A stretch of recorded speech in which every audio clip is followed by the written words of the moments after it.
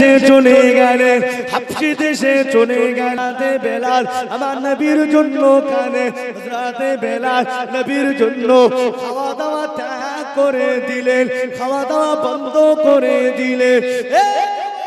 জওয়ানেরা হযরতে বেলাল রাদিয়াল্লাহু তাআলা আনহু হুজুর আমার কাঁদতে কাঁদতে হুজুর আমার একটু তন্তারায় চলে এলে, হুজুর আমার একটু ঘুমিয়ে বললে। যখন তন্তারায় চলে এলে আল্লাহ নবী খাওয়াব দেখায়, আল্লাহ নবী স্বপ্নের মাধ্যমে বলেন, ও বাবা বেলাল আমি রাসূলুল্লাহ, আমাকে কি তুমি ভুলে গেলে? বাবা বেলাল আমি রাসূলুল্লাহ, আমাকে তুমি ভুলে গেলে, মদিনা সাবিনকে ভুলে গেলে। জওয়ানেরা হযরতে বেলাল হুজুরের ঘুমটা ভেঙে গেলে সঙ্গে সঙ্গে হযরতে বেলাল হুজুর আমার মদিনা দিকে চলে আসে। জন্মভূমির মায়া ত্যাগ করে, জন্মভূমির মায়া ত্যাগ করে, হাবশিদের দেশটাকে ত্যাগ করে মদিনা দিকে চলে আসে। হযরতে বেলাল মদিনা দিকে যখন আসে আল্লাহ রাসূলের সাহাবী হযরতে বেলাল হুজুর আমার যখন মদিনা শরীফের জমিনে প্রবেশ করলে আল্লাহ নবীর সাহাবীরা হযরতে বেলালকে দেখে বলেছিলেন, ও ভাই বেলাল আপনি আসুন, ভাই আসুন, আপনাকে না দেখতে আমাদের যেন মনে হয়, আমাদের যেন মনে হয় এই মদিনাতে যেন কিছু একটা অভাব হয়ে গিয়েছে। ভাই বেলাল আপনার সেই আযানটা, মধুর আযানটা আমরা আর শুনতে পাই না। ভাই বেলাল আমরা আর সেই আযানটা শুনতে পাই না, আমরা রাসূলুল্লাহকে হারিয়েছি। ভাই বেলাল আপনি যদি আযান দেন তাহলে আমাদের অতটা আর অনুভূতি হবে না, আপনি এসে আযান দেন, আপনি এসে আযান দেন। হযরতে বেলাল রাদিয়াল্লাহু তাআলা আনহু সাহাবায়ে কেরাম দিগকে বলছেন, ও আমার সাহাবী ভাইরা, আমি বেলাল আমাকে আযান দেওয়ার কথা বলো না, আমি বেলাল আমি বেলাল আর আযান দিতে পারবো না। হযরতে বেলাল কাঁদছেন, রাসূলের জন্য কাঁদছেন, ঝরঝর ঝরঝর করে কাঁদছেন। হযরতে বেলাল আল্লাহ রাসূলের রওজা মুকদ্দাসের পাশে এসে দাঁড়িয়ে কাঁদেন, আসসালাতু ওয়াসসালামু আলাইকা ইয়া রাসূলুল্লাহ, আসসালাতু ওয়াসসালামু আলাইকা ইয়া হাবিবাল্লাহ, ঝরঝর করে কাঁদছেন। সাহাবায়ে কেরামেরা বলছেন, হুজুর আসুন, হুজুর আপনি আযান দেবেন, ভাই বেলাল আপনি আযান দেবেন। হযরতে বেলাল একই কথা, আমাকে আযান দেওয়ার কথা বলো না, আমি বেলাল আর আযান দিতে পারবো না। সকলে চলে এলেন, সকল সাহাবায়ে কেরামেরা চলে এলেন। আল্লাহ রাসূলের দুইজন নাতি হযরতে ইমামে হাসান, হযরতে ইমামে হুসাইন, দুইজন নাতি গেলেন, দুইজন নাতি গেলেন। হযরতে বেলালকে বলছেন, ও আমার নানাজির মসজিদের মুয়াজ্জিন বেলাল, আপনি চলুন আযান দেবেন, আপনি চলুন, আপনি আযান দেবেন।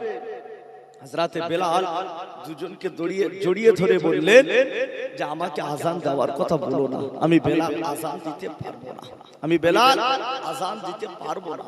দুইজন জড়িয়ে ধরলেন, আপনি যদি আযান না দেন আমরা আমার নানুকে বলে দেব, আমার নানুকে বলে দেব যে আপনি আমাদের কথা শোনেন না, আপনি আমাদের কথা শোনেন না, আমরা আমার নানুকে বলে দেব। আল্লাহ রাসূল বললেন, মান আহাব্বাল হাসাইন ওয়াল হুসাইন সাইয়্যিদুস সাবাবি আহলিল জান্নাহ।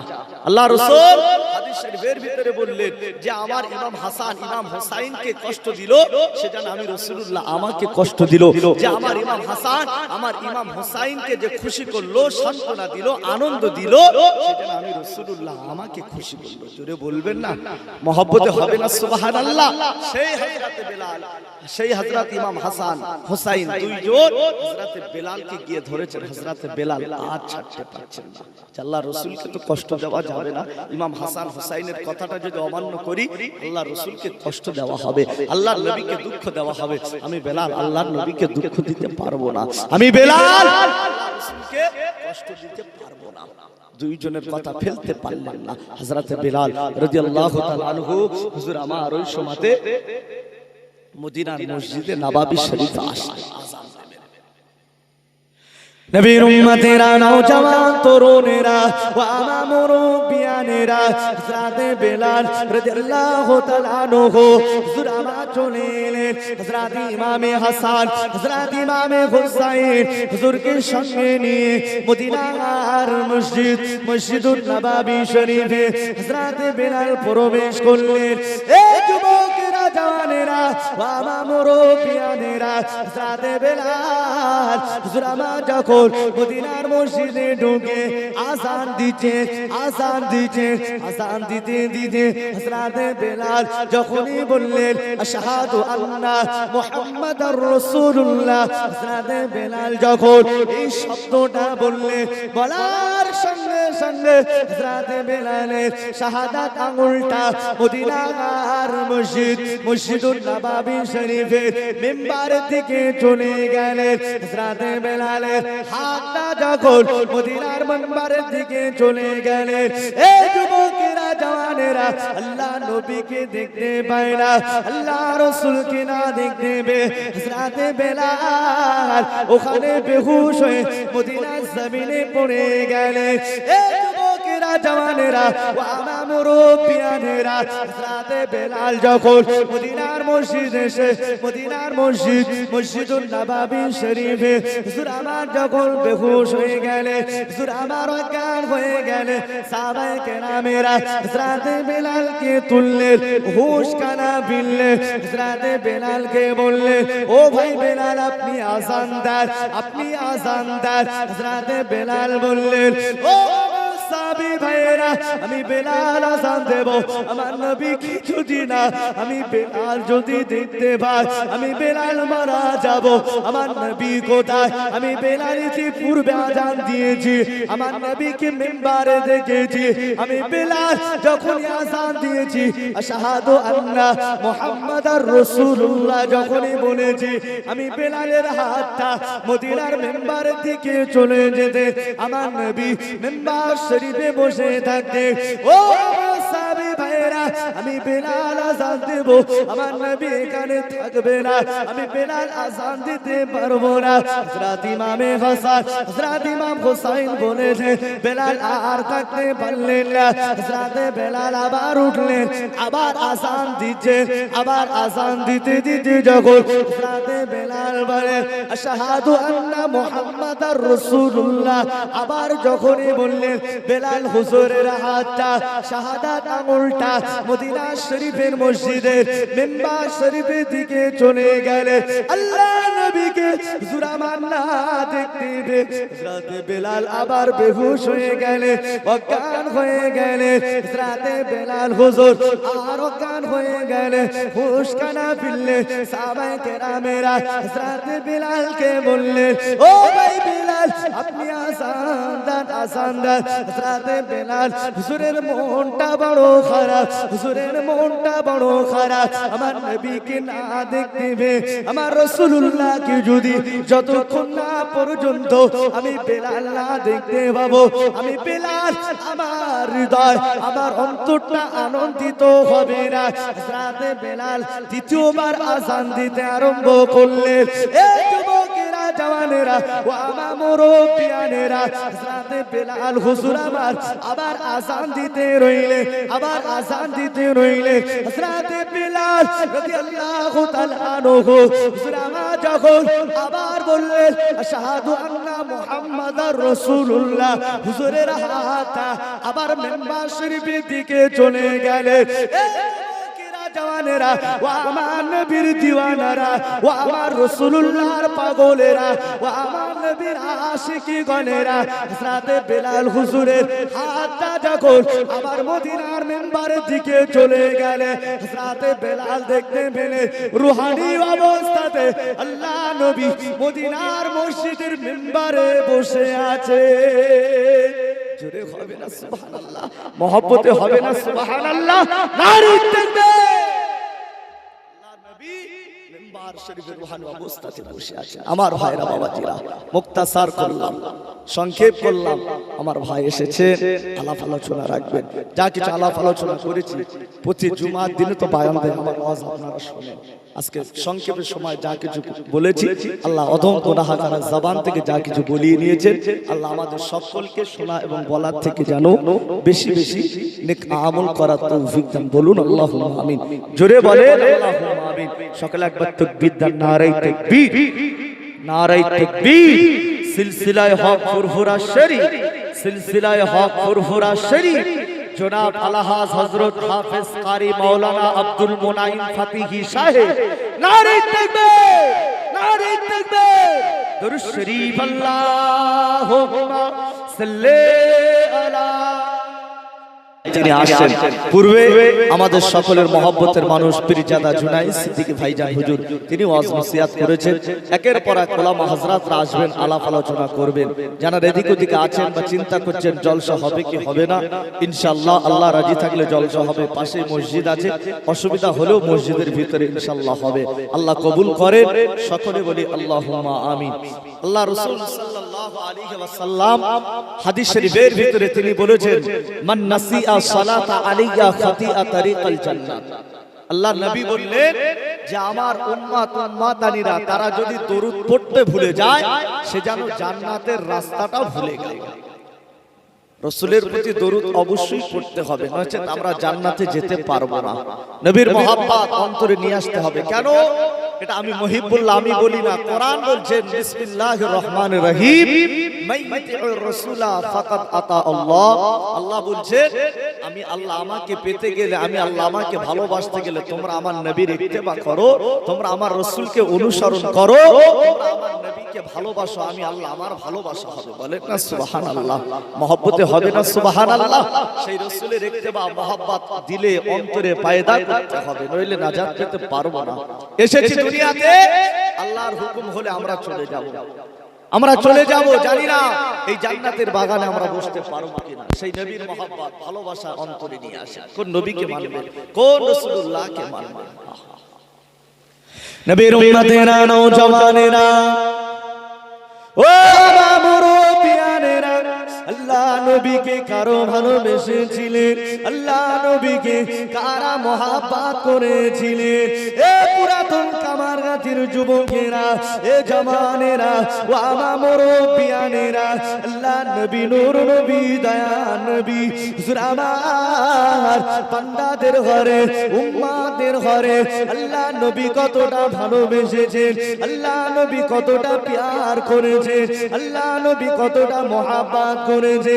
সেই রাসূলুল্লাহ দিকে তাকান, আল্লাহ নবীর আখলাক, আল্লাহ রাসূলের দিকে তাকিয়ে দেখে। এ নবীর উম্মতেরা, ও আমার নবীর আশিকি গণেরা, ও আমার নবীর দিওয়ানারা, আল্লাহ নবী নূর নবী দয়া নবী হুজুর আমার অসুস্থ হয়ে আছে, হুজুর আমার বিমারি হয়ে আছে, হুজুর আমার বিমারি হয়ে আছে। সাহাবায়ে কেরামেরা আল্লাহ নবীর কাছে যান, আল্লাহ রাসূলের কাছে যান। আল্লাহ নবী সাহাবীরা আল্লাহ নবীকে দেখে, নবী সাহাবীরা ওই সময়তে নিজেদেরকে ধরে রাখতে, সাহাবীরা আল্লাহ নবীকে দেখে জজ্জার জজ্জার জজ্জার করে কাঁদে। আল্লাহ নবী বলেন, ও আমার সাহাবীরা, ও আমার সাহাবারা, না না না না, আমি রাসূলুল্লাহ, তোমরা আমার সম্মুখে এমন করে কাঁদতে পারো না। আমি রাসূলুল্লাহ, আমার সম্মুখে এমন করে কেঁদো না। কারণ আমি নবী, আমি আমার উম্মতদেরকে ভালোবাসি। ও আমার সাহাবীরা, আমি রাসূলুল্লাহ তোমাদেরকেও ভালোবাসি। আমি রাসূলুল্লাহ তোমাদের কান্নাটা দেখে আমি নবী সহ্য করতে পারবো না। আল্লাহ নবী নূর নবী দয়া নবী হুজুর আমার এমন করে যখন সাহাবায়ে কেরাম দিগাকে সান্ত্বনা দেয়, সাহাবায়ে কেরাম দিগাকে বোঝায়, এ যুবকেরা জাওয়ানেরা ওয়া আমার মুরব্বিয়ানেরা, কোরআন মাজিদের ভিতরে আল্লাহ পাক রব্বুল আলামিন বললেন কুল্লু নাফসিন যায়িকাতুল মাউত, প্রত্যেক নফসকে মৃত্যুর স্বাদ চাখতে হবে। মৃত্যু থেকে আমি আপনি কেউ রেহাই পাবো না। এ যুবকেরা, আল্লাহ নবী পর্যন্ত ইন্তেকালের স্বাদ না জেগে যে আমরা তো তানারি উম্মত, ইন্তেকাল আমার আপনার জন্য অপেক্ষা করছে, কিন্তু তৈরি হতে হবে। কেমন তৈরি হবে? সাহাবায়ে কেরাম দিকে তাকান, আল্লাহ নবীর সাহাবীরা, আল্লাহ রাসূলের সাহাবীরা ফরমাচ্ছে ও আমার নবীর দিওয়ানারা, ও আমার রাসূলের আশিকগণেরা, আল্লাহ নবী যখন অসুস্থ হয়ে আছে, যখন বিমারি হয়ে আছে, ততক্ষণ পর্যন্ত আল্লাহ নবী উম্মতের কথা চিন্তা করে, উম্মতের কথা ভাবে। আল্লাহ নবী ভাবে, আল্লাহ রাসূল কাঁদেন, উম্মতের উপায় কি হবে, উম্মতের উপায় কি হবে। এ যুবকেরা, জওয়ানেরা, ও আমার মুরব্বিয়ানেরা, সংক্ষেপ করে বলি, আল্লাহ নবী নূর নবী আমার বিমারি হয়ে আছে। আল্লাহ নবীর কলিজার টুকরি খাতুনে জান্নাত হযরতে ফাতেমা রাদিয়াল্লাহু তাআলা আনহা ঝরঝর করে কাঁদে। আল্লাহ নবীর বিবি গণেরা, আমাদের আম্মা জান গণেরাও তারাও কাঁদতে আরম্ভ করলেন। কিতাবের ভিতরে এসেছে, সংক্ষেপ করে বলি, আল্লাহ নবীর কলিজার টুকরি খাতুনে জান্নাত হযরতে ফাতেমা রাদিয়াল্লাহু তাআলা আনহা ঝরঝর করে কাঁদে। আল্লাহ নবী বললেন, ও বেটি ফাতেমা, বেটি ফাতেমা, এমন করে কেঁদো না মা। আমার শেষ সময়ে যদি, আমার অন্তিম সময়ে যদি এমন করে কান্না যদি দেখে যায়, আমি নবী মনে কষ্ট পাবো, আমি নবী আমার মনে দুঃখ লাগবে, আমি রাসূল আমার মনে ব্যথা লাগবে। ও বেটি ফাতেমা, আমি রাসূলুল্লাহকে আমাকে দুঃখ দিতে পারো, আমাকে কি ব্যথা দিতে পারো? এই যুবকেরা, জওয়ানেরা, ও আমার মুরব্বিয়ানেরা, এমন তো অবস্থাতে আল্লাহ নবী হুজুরের ঘরে দরওয়াজাতে কে যেন এসে আওয়াজ দেয়, কে যেন এসে টোকা দেয়। আল্লাহ নবী হুজুর আমার ওই সময়তে ফাতেমাকে ডেকে বললেন, ও বেটি ফাতেমা, যাও যাও যাও, কে যেন আমি রাসূলুল্লাহ আমার সঙ্গে সাক্ষাৎ করতে এসেছেন, কে যেন আমি রাসূলুল্লাহ আমার সঙ্গে দেখা করতে এসেছেন। যাও যাও যাও, ঘরের দরওয়াজাটাকে খুলে দাও। আল্লাহ নবী হযরতে ফাতেমা কলিজার টুকরি খাতুনে জান্নাত, জানাকে জান্নাতের সরদারিনী করবেন तमाम মহিলাদের, রাসূলের কন্যা সেই ফাতেমাকে বলছেন, ফাতেমা যাও ঘরের দরওয়াজাটাকে খুলে দাও, খুলে দাও। হযরতে খাতুনে জান্নাত টুক করে আগিয়ে গেলেন, ঘরের দরওয়াজা খুলে দিলেন। হযরতে ফাতেমা ঘরের দরওয়াজাটাকে খুলে দিয়ে জোরে আওয়াজ দিয়ে চিল্লি মেরে উঠলেন। আল্লাহ নবী বললেন, বেটি ফাতেমা ভয় খেও না, ওনাকে আমার কাছে আসতে দাও, ভয় খেও না, ওনাকে আমার কাছে আসতে দাও। আল্লাহ রাসূল সাল্লাল্লাহু আলাইহি ওয়াসাল্লাম যখনই বললেন, হযরতে ফাতেমা রাদিয়াল্লাহু তাআলা আনহা ওই সময় কি করলেন, ঘরের দরওয়াজাটাকে খুলে দিলেন, টুকটুক করে আগিয়ে আসছে, সালাম দিলেন, আসসালাতু ওয়াসসালামু আলাইকা ইয়া রাসূলুল্লাহ, আসসালাতু ওয়াসসালামু আলাইকা ইয়া হাবিবাল্লাহ। হুজুর, আমি এসেছি দুইটা আশা নিয়ে, দুইটা আশা নিয়ে এসেছি। কে এসেছে? এদিকে সকলে কাঁদছেন আমার নবীর জন্য, এসে বলছেন আমি এসেছি আপনার কাছে দুইটা উদ্দেশ্য নিয়ে। হুজুর, আপনি যদি অনুমতি দেন, হুজুর আপনি যদি বলেন, তাহলে আপনার রূহটাকে কবজ করব। আপনি যদি না বলেন, আপনি যদি অনুমতি না দেন, তাহলে আপনার সঙ্গে মোলাকাত করে চলে যাব। আল্লাহ রাসূল সাল্লাল্লাহু আলাইহি ওয়াসাল্লাম ওই সময় বলছেন, ভাই আজরাইল, এমন কঠিন সময়, এমন মুসিবতের সময় হযরতে জিবরাইল